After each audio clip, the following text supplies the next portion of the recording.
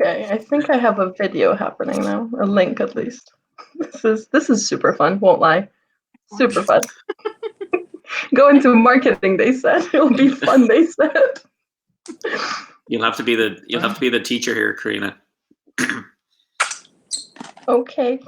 Yeah. Let me try to sort this first out and we'll be good. So I'll be posting the link and then hopefully if my internet helps us, we are good to go. The live mic and the entire internet.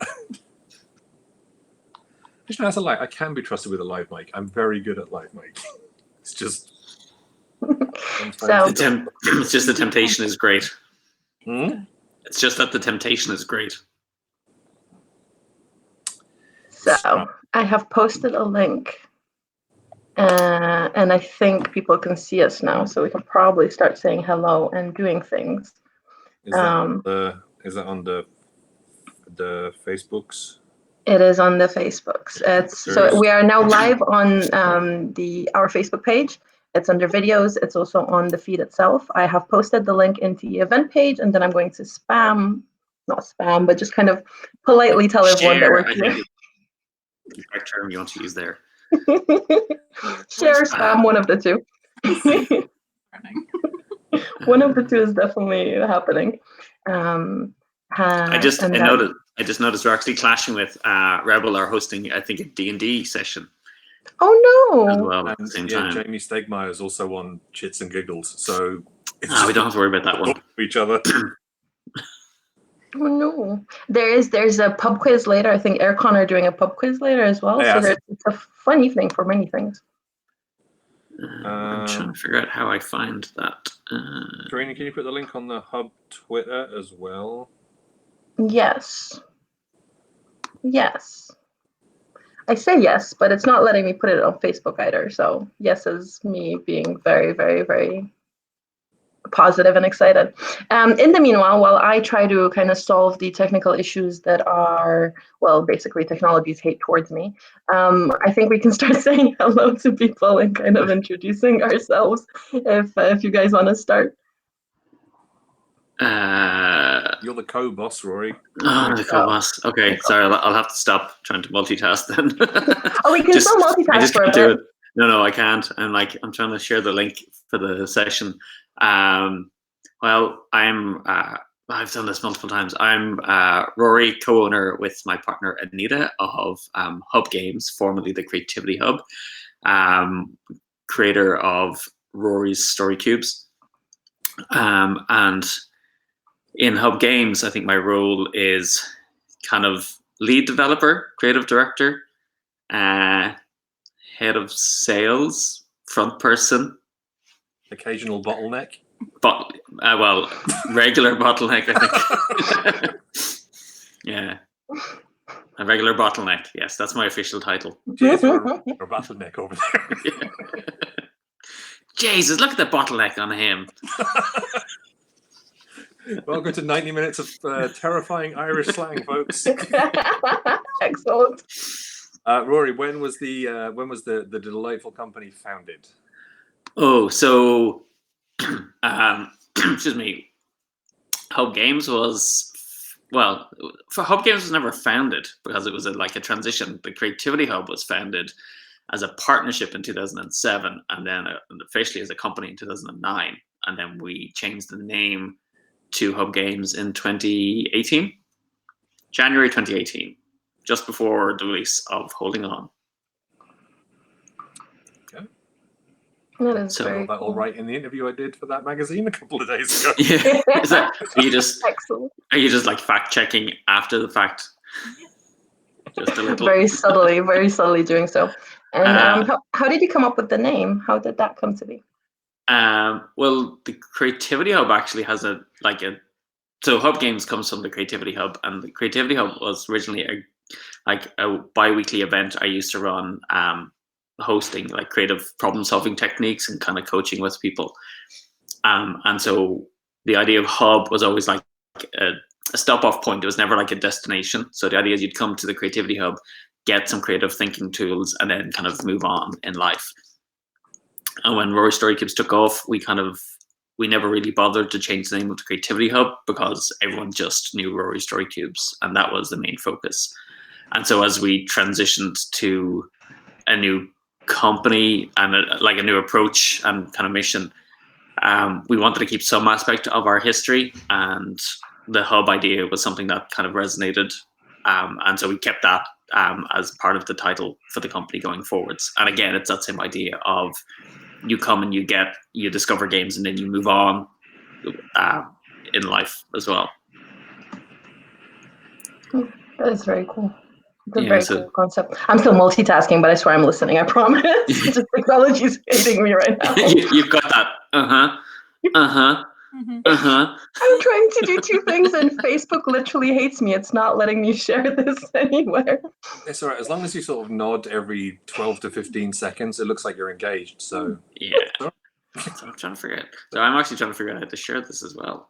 Yeah, it's a really weird one. So theoretically, you can use the link. So I'm going to send you guys the link. Maybe you are luckier than I am. This is. Hang on, it says we're live now. The link. So I can share. You now have it in Slack, just in case you needed it. I'm really struggling to. So we have a couple of people watching already. I'm sorry for all the technical difficulties. Welcome to my life currently, but we are working on it, and hopefully we are still entertaining in the meantime.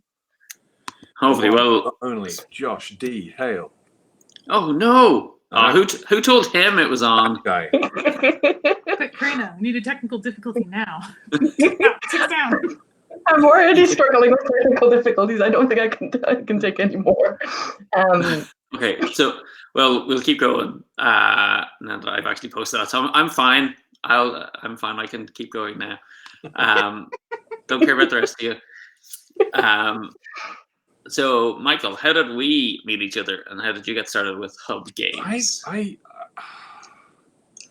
don't remember a lot. I have a very bad mid to long-term memory. I know that I just saw you at a lot of trade shows and UK Games Expo and Nuremberg and stuff. And we were always like ships that passed, and it was just like, oh, it's that guy. And it's just like, oh, it's that other guy. I did some interviews and stuff with you as well for my late podcast, The Little Metal Dog Show. And inexplicably, I managed to sort of like turn that into a job in the industry over in the States when I was working with Game Salute, Stroke Ship Naked, Stroke Tabletop Tycoon, Stroke whatever Dan, the owner, is calling it this week. After a couple of years there, I got a message from you, a Skype, and he said it was like, hey, fancy a Skype call? And I went, yeah, sure, what's up? And then you sort of like told me this whole plan, and all of a sudden I went, I've never thought about living in Northern Ireland before, but now maybe I can be tempted.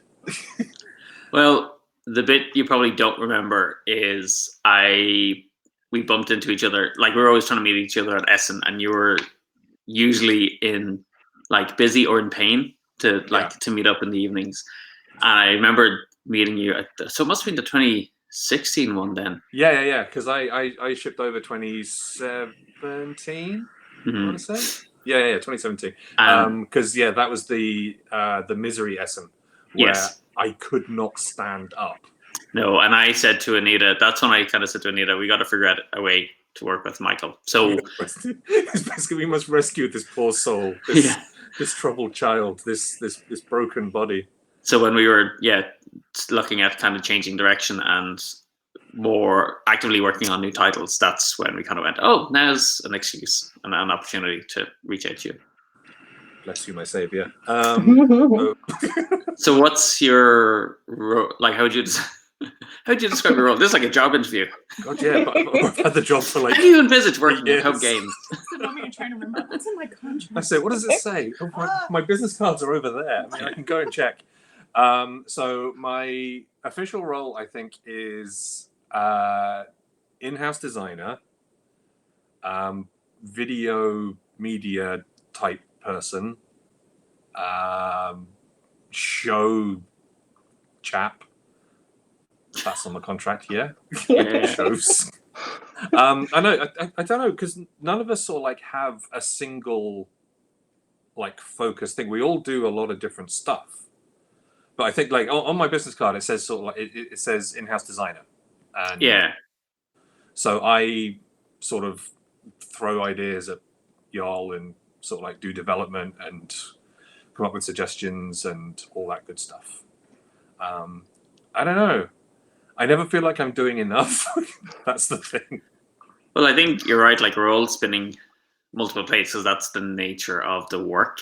I think that we're doing like as a small team. Yeah, what is it? We're agile. Yes. What the It is, what people would say. Mentally agile. Well, I'm damn not freaking physically agile, I'll tell you that. Cool. And Erin, then you want to talk about your kind of role and how you came to join Hub Games?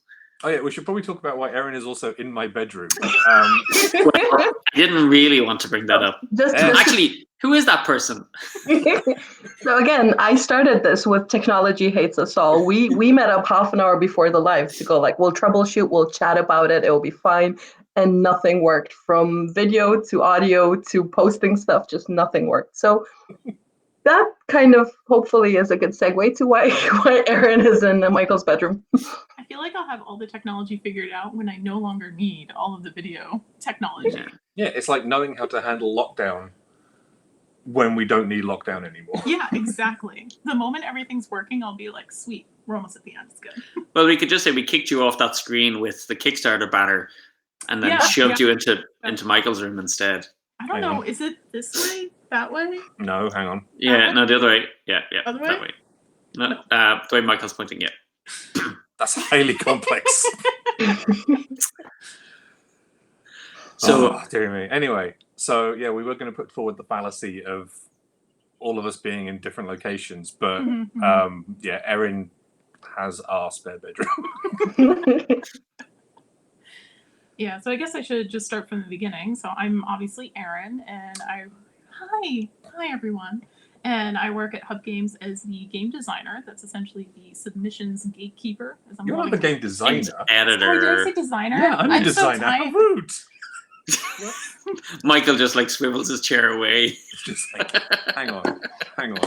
I'm being told something that I'm not being told. Game editor. This is why, in case anyone can't tell, I'm a little. It's really awkward, Michael. I had hoped to talk to you about this earlier.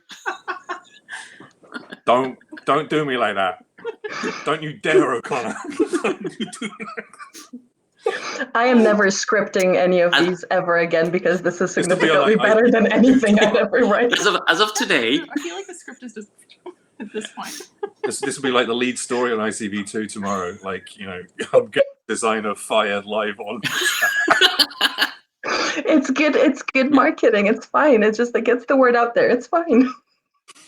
Sorry. Oh, good Lord. Anyway, you are our game editor. Yeah. You are the gatekeeper. Gatekeeper of submissions, wrangler of playtesters, and wrangler of game designers. I think that's the best. Yeah, right? I think that's a really good description of what you do. Excellent. For a very panicked explanation, I'm very happy with it. It's good. It's good. It's solid. So then, just out of curiosity, because you've moved over from New Hampshire, what's your experience been of living in Northern Ireland? So it's been interesting, especially just trying to get here in the beginning, because you have to go through special gates, and if you're not paying attention, you just go through the tourist gate like I did. So good times. Yeah, that was fun. Yeah, good times. But if putting that aside, I mean, I've been really enjoying it. There's a lot of hurdles that you don't expect, which now as like I say them, it's very obvious, where I'm just like, oh yeah, like banking is different, and you know, stores sell things at different times at different hours, and stores close earlier and they aren't open 24/7. That's it. It's like, what do you mean I can't like go and get a smoothie at 4:00 in the morning from the supermarket down the way? It's like, yeah, why not? Why isn't this gas station open until like 1 a.m.? I don't get it. So going from the United States to here, there's a lot of just kind of like little cultural jumps that you have to figure out, but it's been good. I've been really enjoying it. Cool. So, Corina, Hello. what Everything about? has been posted everywhere. I'm pretty sure Okay. there's some So, duplicates because some people were helping me post. I appreciate that. Thank you, everyone. so Um, are you playing host, or do you want to answer how you kind of got involved with us as well? Yeah, tell us the story, Heck Corina. yes. You're making it sound so exciting. So Rory and I have known each other for a long, long time. We met at Essen many, many years ago and played a bunch of games kind of every year on Mondays at Essen, so post Essen weekend, before everyone kind of left. And yeah, we stayed in touch. And in January, he also asked me to Skype, very similar, and said he had a project that I might be able to help on with marketing and organized play. And I was very, very excited because one, it gives me the amazing opportunity to work with you guys and legit best team ever. You are so, so great. It's always Tuesday mornings are the best when we have our catch up meeting. And yeah, I've kind of been involved since, and my hair just got involved as well. And it's been really fun. And again, I've said this and I will say it again and again.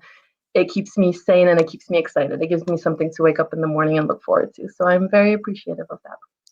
So, tell us about this project you got involved with, Erin or Corina. So the project, before I fall, Don't fall off that chair. Yeah, that would be bad. it has wheels. I should be Okay. fine. So the project is Prisma Arena. You can see pretty box. And if you follow us on Twitter, Instagram, or Facebook, you will see pictures every day from now on until the end of time of various components and bits and pieces, and sometimes my cats. Spoiler alert, my cats will be involved as well. Yes, Prisma Arena is a really, really exciting game. We are also demoing it on Tabletop Simulator, and that's something that we're going to do tomorrow evening. Erin and Rory are going to play a game online, and respectively, we're going to stream it so people can join in and actually see the gameplay and see how it works, and also see who is going to win, because that gets exciting and interesting. And yes, and I will be in the chat to kind of answer questions so they can focus on the game, and I'll be there kind of talking. There'll be an event that I'll be posting after this. It's already ready as a draft. It will be published after this live.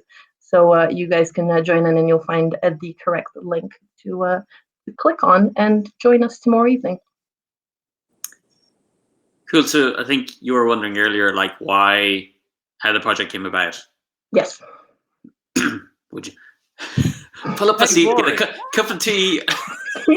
How did the project come about? Well, so it kind of started with a conversation with John Fury, who you all know, who's a co-designer on Untold, Adventures Await. And I'd met him years ago, actually, because he had created a solo set of rules for using Rory story cubes with role-playing systems. So as a kind of an oracle. And when I was looking at his blog posts, I noticed he had written some solo rules as well for HeroClix. And we discovered like we had a kind of shared love of HeroClix. And I'd been kind of lamenting that those like arena games that I really like had gotten like too dark or too complex in that they were really difficult to teach to other people and new players. And I had that experience with Quizmaster Arena, trying to teach my daughter how to play it. And so I was talking to John, and he told me a story of one night his partner had said, "I'll play any game with you that you want." And he got really excited and was like, this is it. We get to play HeroClix. And he went to his cupboard, opened it up with his shelves of figures, and just thought, I can't take this out. If I show her this, she'll never play another game with me. And so he had been kind of wanting to create a game that allowed him to essentially use his HeroClix figures in a new way. And I had said, well, I've been thinking the same thing, but I want to push it a bit further. I want a game that's kind of layered in that a young player can play it really easily, but it kind of scales up that a parent and a child can play it and enjoy it together. And then two adults could enjoy playing it together and have that kind of HeroClix experience. And it had to be really bright and positive and futuristic and really intuitive to play. And so that was like me kind of like Untold, like laying down the gauntlet saying, okay, let's see if we can make this kind of game. And at New York Toy Fair 3 years ago, no, 2 years. 2 years ago, yeah. Just over 2 years ago, he sat down with me and showed me like a really rough rough prototype with just tokens. Oh no, with this HeroClix figures actually, I think. And it was just like there was something in it that was really nice. Now the game has changed incredibly since that point in time, but it was kind of like the foundation of what Prisma Arena has become. And it's kind of got to the point now where it is, as far as arena games go, it is bizarrely my favorite. Like normally, I don't know about you, Michael, but after working on a game for so long, you're kind of like, okay, I'm done with that game. I like demoing it, but it's not something I would kind of actively choose to take down and play. But if anyone ever asked me to play Prisma Arena, I'd be like, yep, I'm more than happy to do it. I think this is a really good segue to figure out why, because clearly now we work on the game and working on the campaign, but we're all gamers and we have been talking about this game for a while now. So I think it's a good segue to kind of each of us could maybe say why they're super, super excited about bringing this game to life. So Erin, would you like to share that with us? I would. So for me, the thing that's been probably the most, well, not the most enjoyable, because obviously I enjoy playing the game too, but seeing the character designs as they've come together, along with all of the different like outfits that I can put together, or how I can customize my hero to be like whatever I want, whether that's like a girl with like crazy red hair or a robot with cat ears. That is one of my favorite aspects of it, as well as being able to figure out a way to use the little Mocon, the kind of helpful essentially embodiments of emotion that help you through the game, how to use their powers as well as comboing off the powers you eventually get. Yeah, it's Inu. Yeah! It's Inu! But yeah, Brava, that one's my favorite. Because it was really interesting watching sort of like PJ in the office. So in our office, we're all like the creativity team, I guess. We're all sort of like up in the attic of the office, Locked in a room. yeah, and just the three of us just sort of hurling stuff and abuse at each other. Sometimes, but we had PJ Holden, who is like a 2000 AD like comics artist, and Rory, you did you know PJ like properly before that, or? No, just from the time when we sat down and helped him out with the chat about Kickstarter. Like I knew of him, but I'd never met him before we sat down and talked to him about Kickstarter. Because because he ended up sort of like slotting into the team like really, really easily. Mm-hmm. And it was really cool just watching the different characters, which we'd had bases for anyway, because people had worked on it previously. But watching him and you sort of enhancing them and showing the development of the different characters and sort of like how they would level up as you played the game more and more and more. Like for me, that was like a really interesting process to watch, because a lot of the time I'm under the bonnet, I guess. I'm sort of like in the engine of things and trying to make sure that the numbers balance, and there's 7 different spreadsheets and they're all very boring and very impenetrable.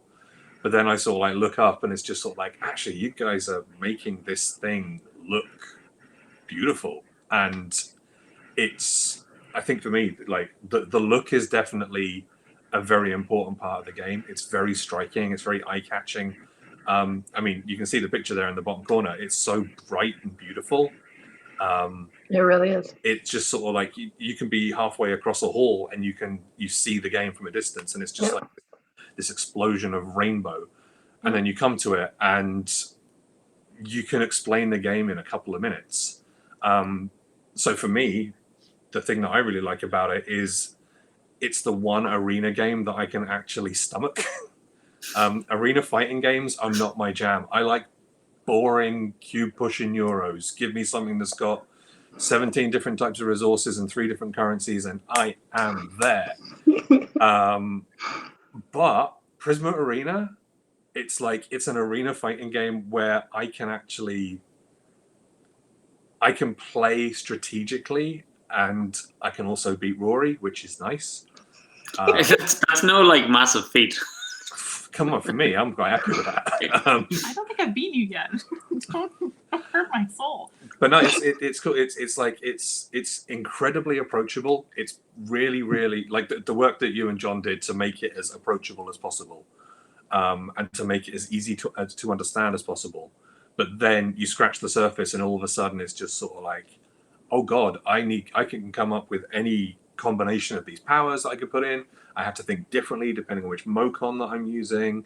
The positioning of stuff like the obstacles on the board, the combo cards you've got in your hand. Every single round of the game, you have to think differently. You have to plan ahead, but it never feels overwhelming.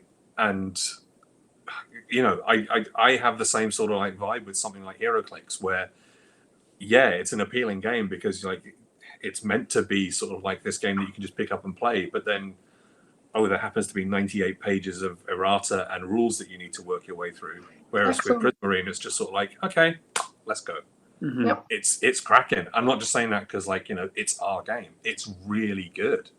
Yep. Oh, so what about you, Corina? Because you've had this was the prototype for a while.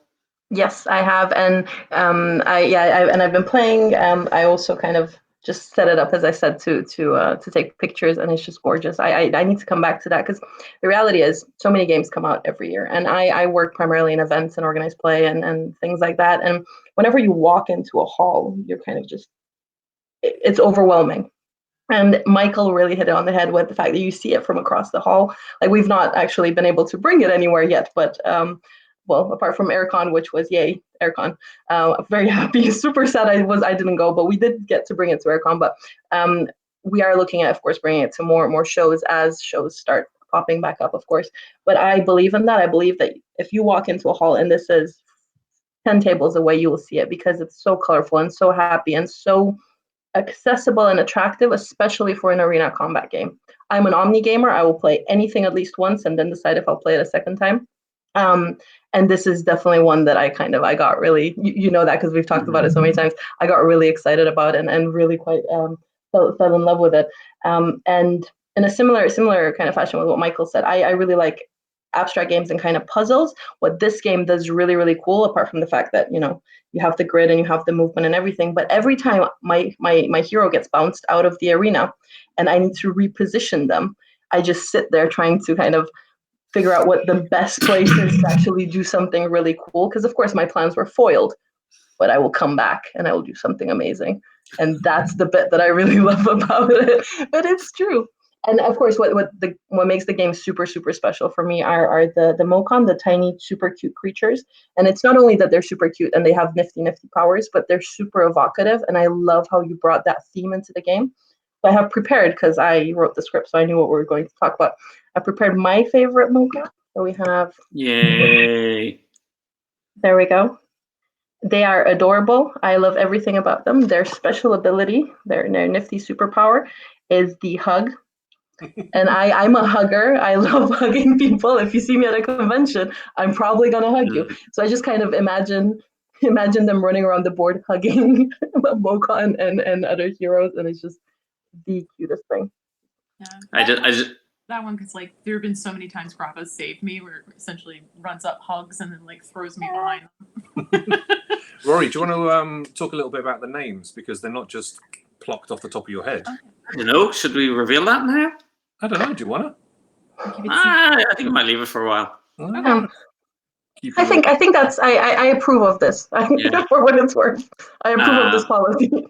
Just that you're talking about the kind of the aesthetic of the game. Myself and John are actually testing some new Mocon when I was in New York in February, and these two young boys walked up to us in the cafe and literally just kind of propped their heads above the table, and we're just looking at the game going what's this? And the dad came over and was like, I'm really, really sorry. And we're like, no, it's fine, we'll explain it.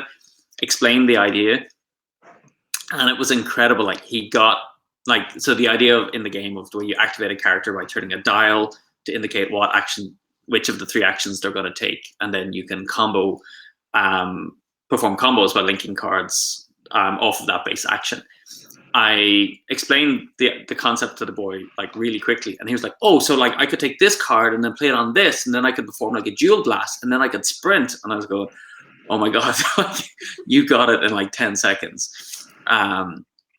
So, and at the time, John was really worried. He was like, "Are people just going to compare these to Pokemon?" And after the boy spent about half an hour talking to us, him and his younger brother, he walked away, and I just looked at John, and he was like, "Okay, fair enough." because Pokemon didn't come up once in the conversation. Like, for me, the thing I really like about the game is the layered aspect of it. Like, we've demoed it at the, let's say, call it the basic level, like so many times, and that's how we tend to play it, and it's tons of fun with that. And then recently, I was playing like some of the like the Guardian level where we're at level 4. We had multiple powers, and playing against a friend where we were testing out some ideas in the game. And playing that, I was like, this is HeroClix. It was like that level of like, well, if I do this and absorb this hit, and then I transfer it over to this Mocon, and then I can punch and deal an extra hit, but then I can move through this wall, and they're not going to expect that. That was like when the characters really felt powerful. Like, they were doing really cool stuff in the arena, and it's like every move was considered. It was like, can I get in here, blast them, get out of their line of fire, so that I can set up for the next thing? And like, that game ran for over an hour, but it was like just that really satisfying experience where the game came down to the wire as to who would win or not. So I really like the scalability of it. Like, and there's so much room for us to explore in terms of, you know, the Mocon represent emotions. We've got 8 in the base game, but like, we're already working on the next 8, and there'll be as many Mocon as there are emotions that we can incorporate. And likewise with the heroes, like, just to kind of, I suppose, talk about that, we've got four heroes in the base game. And we intentionally try to represent, I suppose, characters you wouldn't normally see in a game by their base design. And I worked with different people to make sure they were kind of culturally appropriate in their design. And we even, like, working with PJ, designed, kind of working with Sean Cheeks Galloway originally, to design the base characters. We designed hairstyles and looks for the characters so that they can swing more masculine or feminine or kind of non-binary in their look. And that was really important for me, to try and do that and explore that space as well for people. Because when we start designing games, like, well, Michael and Erin, you know this, we create personas of the people we're designing for. And so that was really important to bear in mind who it was we wanted to be playing this game, and how to be inclusive and mindful of that audience as well. So I'm kind of really, like, I'm mindful we've got 4 characters, but there's, again, loads of room for different hero designs to come out with, again, lots of different variation and how they can appear in the arena. So I'm excited to do that. Yeah, I personally think that's a really, really, really great thing. You have a lot of games in which, even today, you can only play male characters, and that always upsets me. Well, I'll still play the game, I'll still enjoy it, but it's always unfortunate. Like, I would like to be given the choice. Mm-hmm. And I think this is a really great one, because it kind of opens everything up for younger generations, for younger gamers, for kind of the next generation of gamers who can just kind of come into a world in which anything is fine and everything is fine, and everything, you have the options, and it's fine to choose any option because you are given those options, which is something that wasn't available a couple of years ago. So that's also one of the reasons I'm extra passionate about it. Michael, I totally cut you off. You wanted to say something? Well, no, I was going to say there is a character that I know is going to be coming soon that is important to me, and I think everybody is going to find a character in the game that will represent them, that will feel like, hey, I can see a bit of myself in this person. And especially as you go on and create and add more of sort of like the stickers, which are completely removable, by the way. So you can sort of like in and out however you want, and you store them away in the little locker. It's really, really cool. It's going to be really interesting seeing how people like take the creative element of, you know, choosing what sort of like combination of stickers and stuff they want on their characters.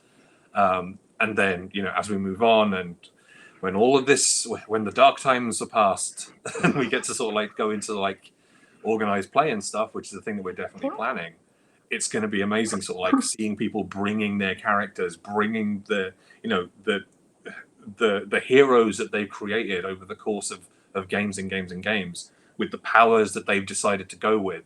And then just sort of like 2 people who've never met each other ever, just facing off against each other in the arena. It's going to be like, this is why we made the game, and I'm really excited for it, which is great. It's really, really cool.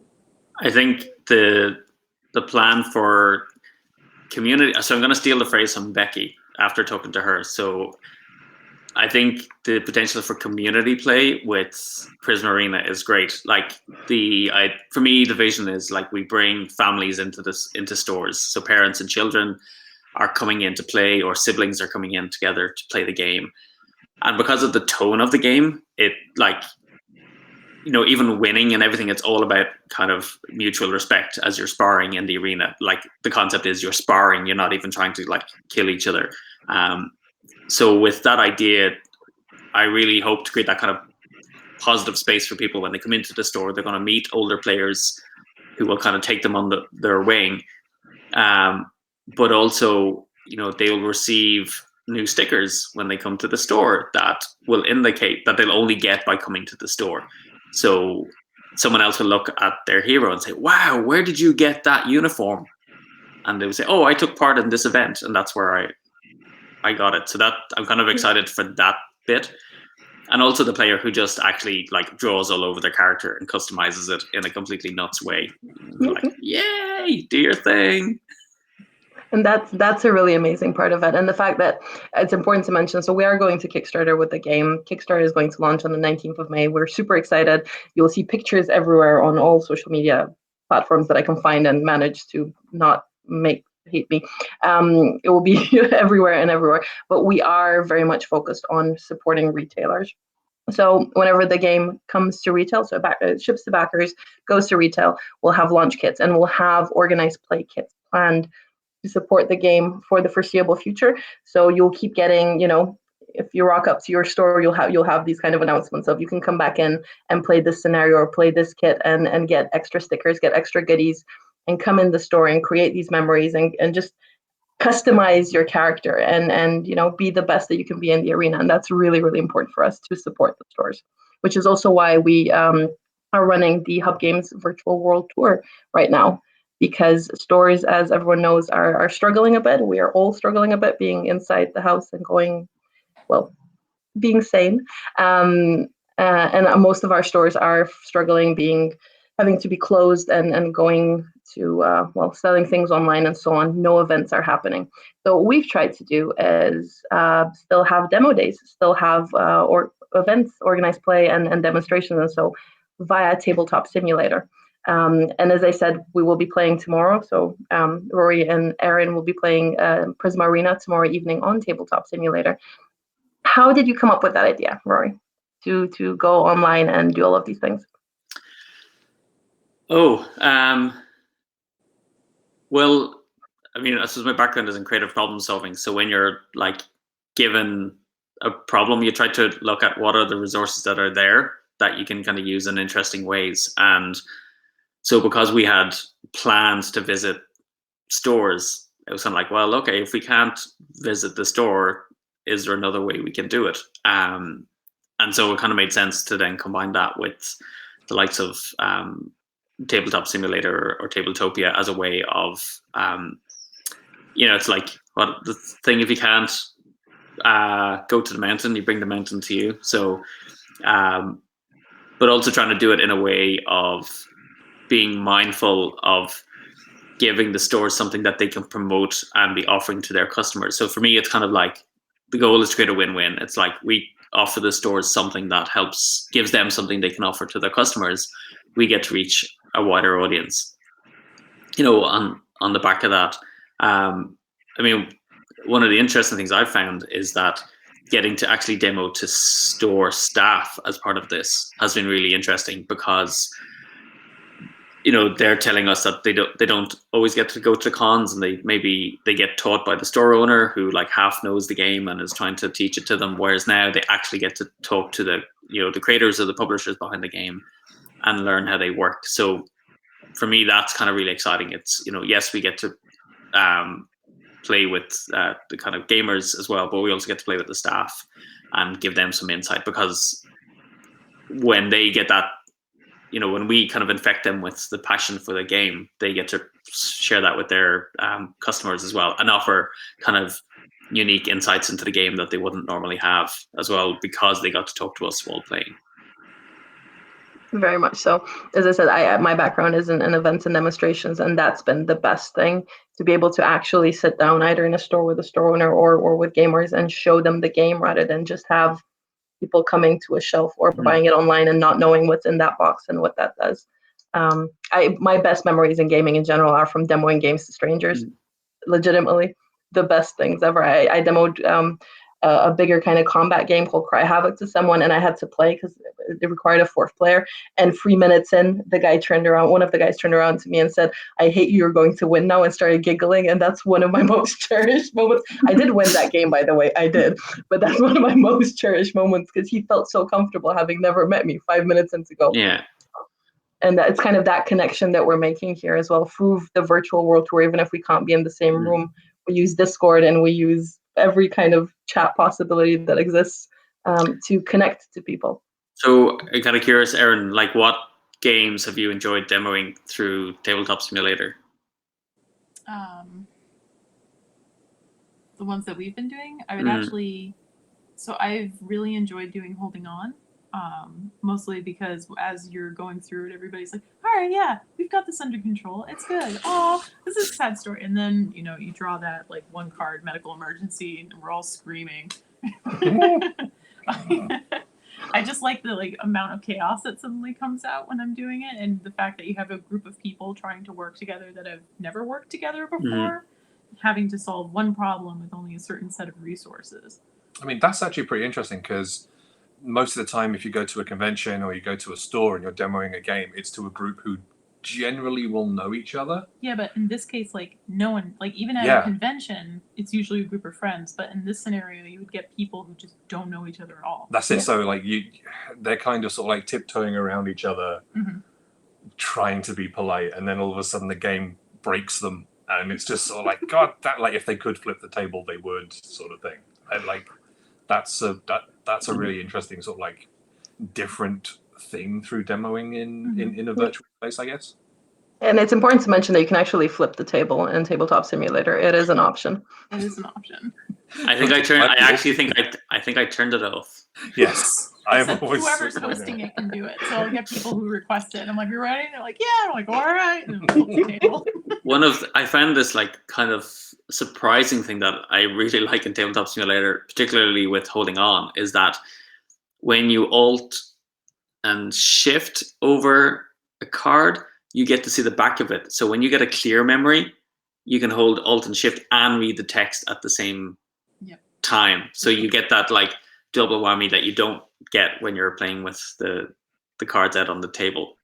Yeah, and that happens in the games that I do. And people will be like, "Oh, let me read the text behind this," and it'll be just some beautiful memory, and everyone's like, "Oh, oh." It's true. It has happened to me several times. I think you and I were playing at one point. We were both just like, "Oh." You couldn't see me, but there were tears in my eyes. Well, that's the other fun part about it, is that there's no body language, so you have to just base it off of a person's tone and what they're saying. So a lot of kind of the body language cues you would normally get when you demo something, someone's a little confused about this, or they really want you to do this, but they're trying not to push you to do it. Got none of that. Yeah. It's all guesswork. It's when you say, "Are you there?" and they're like, "Yeah, I'm just thinking." About my life and the choices I've made. Or when everyone's thinking, so then you're kind of listening in, you're just like, oh no, the entire game's crashed, or the audio's crashed, something's gone wrong. That's my favorite experience until now with the virtual world tour. I was demoing Flip Over Frog to Alex from Eclectic, and his computer did not appreciate everything being open, so I had to call him first, explain the rules, then go back in, having closed everything else. And we couldn't talk apart from the tiny kind of chat, but he was dropping in and off, and then we had to play and then call again afterwards. It was good. It was a good experience, because it also shows how clear it was to explain the rules and how straightforward the game was. And it was definitely one of my favorite experiences of having to kind of juggle with technology back and forth and close everything else, but not be able to use any body kind of language cues Yeah. or any audio cues. And I'm an analog gamer, so anything digital is tough for me as it stands. So it was just like, cool, we're just playing. Can't hear you, don't know what you're doing. Hopefully you understood what we're doing. And it was really great. And he loved it. Well, I suppose, and I'm watching the clock. Speaking of like analog, what are you guys all doing when not working at the moment? What do you mean not working? No. Yeah, good, right answer, Michael. Thanks, buddy. I mean, it's weird. Obviously, everything is weird. Mhm. Everything is odd. It's not. None of us are working from home. We're all at home trying to work, and that's a very, very big distinction, I think. Because working from home is like when everything is fine. It's like it's a day of hey, I'm going to work from home today. That's fine. But like because we're all kind of trapped and locked down a bit more, getting the what's the word? Mustering the sort of like the almost like the energy to do something. I find it very difficult a lot of the time to do stuff. So we've been very much about like we've scheduled stuff. Oh, like, yeah, no. So we have a scheduled game night on Tuesdays, which happens to have been cancelled. Oh, sorry. No, we totally forgot until this morning. We're like, oh yeah. Don't worry about that. Yeah. So I we're rescheduling for tomorrow. So it's all good. I have like a whole routine. That's how I get through my mornings. Like I wake up, I go downstairs, I cut up an apple, I put some almond butter on my apple, I make myself a cup of coffee, and then like I turn on my computer, I say hello, and then I start opening. I have like a whole tab. It's like open all my work tabs. And then you go back to bed. Say hello to everyone on Slack, and then like Hey, climb back into bed afterwards. Hour and a half later. Oh, right. Well, maybe I'll answer an email or two now. But as for like what we're doing, planning, scheduling. We have like game night. Animal Crossing has been a lifesaver. Oh my gosh. I'm a first-time Animal Crossing player, and I'm now obsessed with Animal Crossing. Stardew Valley is dead to Erin. No, it's not. I haven't gone that far. It's dead to Erin. It is that's not. fine. I still am maintaining a farm. Shush now. But yeah, we're all sort of like we're going outside. We're talking to people. We're tidying things. We're investing in stocks, turnips. I thought you were talking about real life. I was like, I'm not going outside. I was hoping there would be a disclaimer at some point going like, no, don't go outside, stay inside. I saw this lovely comic earlier today, which was like, hey, I'm going outside. Hey, and it's like, person walking around outside. It's just like, hey, I'm doing some gardening. This person sort of like digging up a tree. And it's like, hey, I'm going shopping. This person walking into like Nook's Cranny, the shop in Animal Crossing. And then the last one is just like, it's the darkness, 11 o'clock at night. And they're lying in their bed with their Switch on like this going, I've had a really productive day. It's just sort of like, that's my life. Stop calling me out. That's rude. It's been cool. We've had a weird day here today because Steph, my partner, her shop. Is this the hang on? Yeah. Is this the Animal Crossing shop, or is it like okay? Yeah, the Animal Crossing shop. Her so they have this thing, the Stalk Market, where you buy and sell turnips. So this morning, I was generally concerned there was going to be bad news. Oh no! This is wild. So.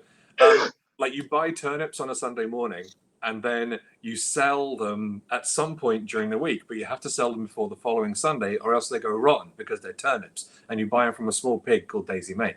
Anyway, so I just realized what I've been doing with the majority of my time.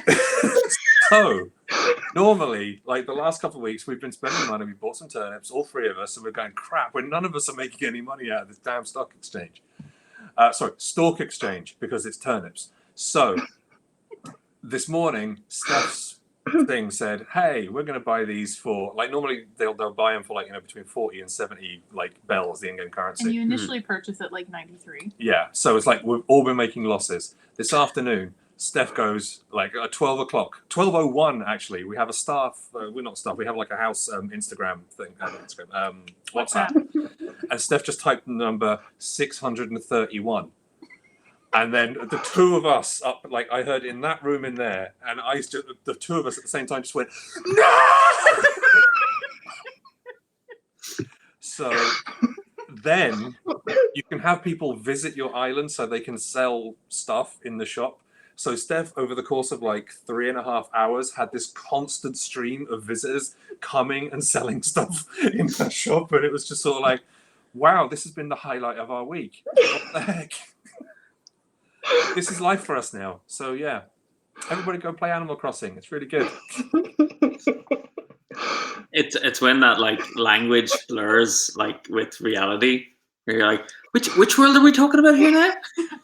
What? Rory, there are only two worlds. There is the inside here, and there is Animal Crossing. Okay. Yeah, no. Yeah, it's the time. So what about you? Like, obviously, Rory, you have a house full. Yeah, there's 6 of us in the house. So I've like 3 children, and my brother are staying with me as well.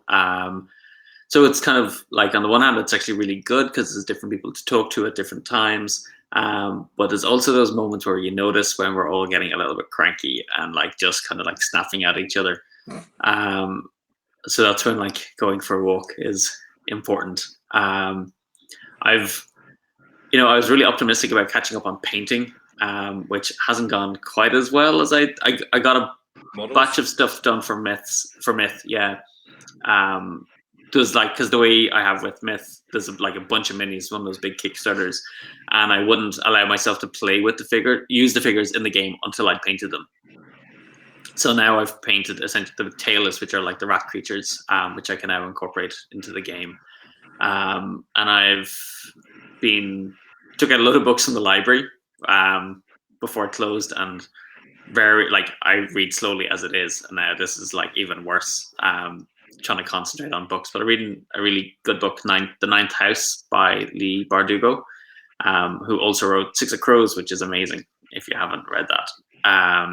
And just recently with my eldest daughter, who's 16, I've been introducing her to Life on Mars, the original BBC series, and it is amazing. Like, we're like episode 3 in now, so there's like 8 episodes in the first season. I just, like, we were talking about this yesterday, I love the show, but watching it again, it's just like, oh my god, this is so well written. And she, as a devout feminist, is just like appalled by what happens in the story, but kind of loves seeing that world where like was it closed down, the signal? Yeah, so closed down and Open University and all those things just like Ellie stopped. Yeah. Yeah, just stop showing you stuff. So it's been really, really interesting having those conversations, because my folks lived in England, like kind of around that time as well. So it's kind of interesting to see that world. So that's what I've been doing. Yoga in the morning with Adrian as well. Like, she doesn't come to the house or anything. It's just like I meet her on YouTube through the internets. She can fit through. She can fit through, yeah. Well, that's why I'm doing yoga, so I can fit through the internet pipe. But they're actually like really good, like 20-minute to 40-minute sessions. So that's how I complete that, have a cup of coffee, say hello to everybody, and then get started as well. It's good to have a routine. We've been hardcoring Erin on Eurovision. Yes, I've learned so much. Yoga? That you can never forget. Yoga Vision. Yoga Vision, yeah. Oh, wow.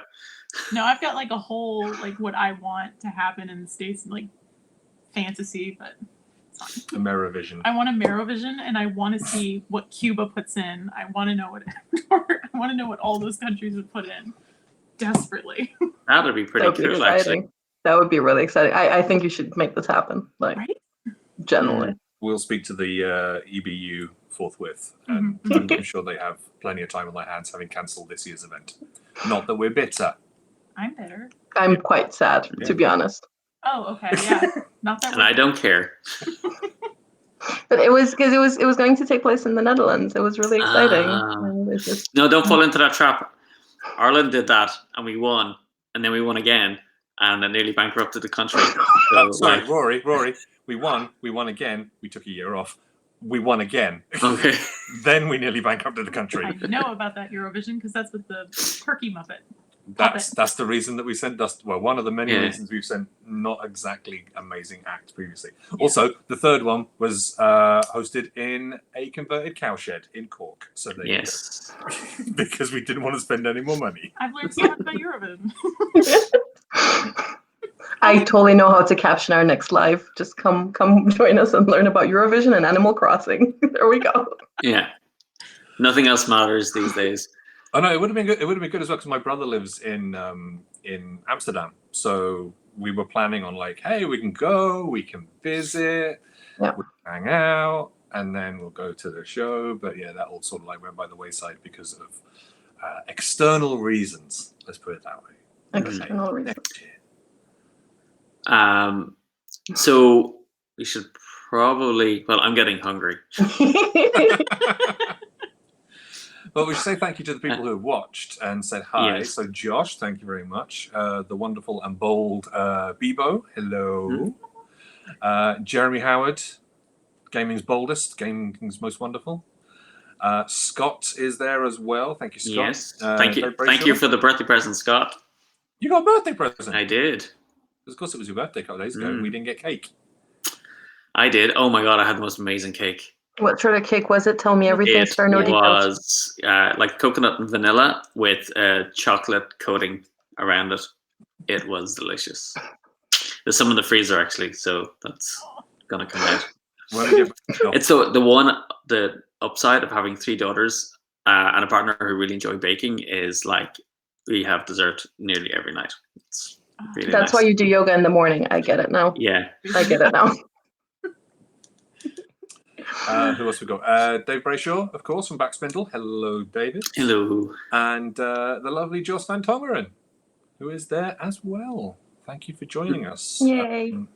Apologies for just railing this conversation all over the place, but life with Hub Games is nothing but a roller coaster. But these are the best sort of conversations. Just completely and just go for it. Just talk and have fun. And yeah, I think we all need that these days, especially. No one came here to watch a rigid kind of, this is why you should back us. No, just come and have fun with us and listen to us talking about Eurovision and Animal Crossing. Well, this is like a really good example of how we work on games. Yeah. This is actually horrifyingly true. So yeah. And then we kind of finally get back on track.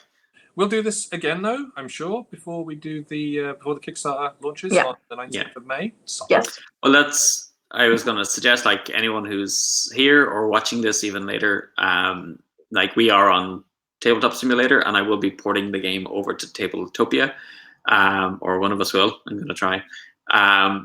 And so, well, no, I'm saying it in case you've already done it, Michael, but I plan to do it. Oh, bless you. Thank you. Because, good Lord, that interface is like being kicked in the nuts. That's horrible. Oh, my God. Yes. Yeah. So, but to make it accessible for other people, I'm willing to fight that fight. Willing to do the same. Yeah. But yeah, so the next thing we're doing, of course, is the playthrough tomorrow night. Battle for the Ages. The tale of the tape will be between the mighty Erin and the fighting Irish. They call him Rory O'Connor. This could be the one, Erin, where you beat me. Exciting. Oh, if you try to throw it, so don't. Well, in fairness, I've made some really, dumb moves in the last couple of games. Sorry, no. It'll be your skill. It'll be your skill that will win it. I can't judge. So a title belt put together as well, made out of foil and Sharpies. I am going to make that, so we will award that to whoever is the victor tomorrow. And yeah, I think that's kind of it. What time are you folks doing the showcase of the Immortals? Did we say 10? We did say 10, yes. Yes. So 10 our time. British summertime. Yeah. So that will be 5 o'clock EST, and that'll be 2 o'clock Pacific. And there'll be a Facebook event going live after we click stop, because I'm scared if I go back to Facebook, this whole will crash and the whole thing will crash and burn. So I'm not going to try. But there'll be a Facebook event literally minutes after we hang up. well, hang up, so to speak. There'll be a Facebook event live. Has your friend joined, Erin? Yeah, I was It's like right at the end. There's literally like squeeze. It's like, I'm an internet celebrity now. Am I an influencer? Can I have free things? So give me a car. I don't know. One of these chairs would be nice. That would be good. My So turn, yeah. thank you very much. The battle's tomorrow and Kickstarter the Yep. 19th of May. Yeah, Exactly. we're also waiting to confirm the next virtual tour stop Oh yeah, of course. as well. Yes. Yes. And again, I would say if you are a store or a customer of a store, we're more than happy to come and visit virtually and run an event.